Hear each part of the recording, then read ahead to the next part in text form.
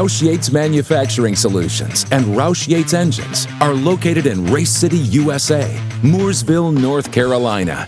With a combined square footage in excess of 135,000 square feet, they rely on Atlas Copco compressors to power their facilities. I'm Jeff Smith, and welcome to Roush Yates Manufacturing Solutions.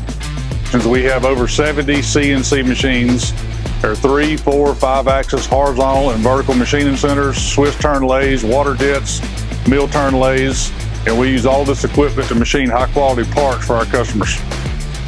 Everything at Roush Yates Manufacturing Solutions relies on high-quality compressed air. We have 2 compressors. We have them set up on lead and lag.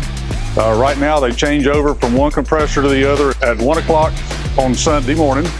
And the redundancy is the most important part. If one compressor should give us an issue, we immediately have something to fall back on. The compressor kicks in automatically and the shop floor never knows it changed.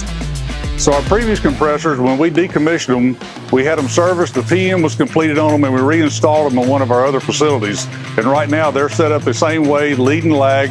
We have redundancy and we're ready to go.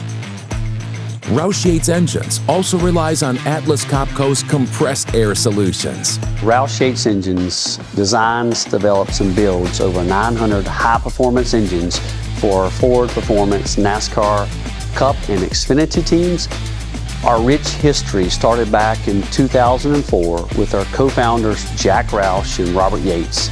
These 2 legendary NASCAR Hall of Fame engine builder and car owners decided to partner with Ford Performance and be the exclusive engine builder for the Ford Motor Company NASCAR teams.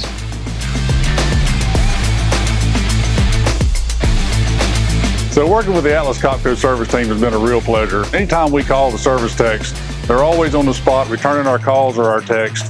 We've never had any issues with the machines, and the only time we really see them is when they're out for an annual PM. We don't have to worry about them.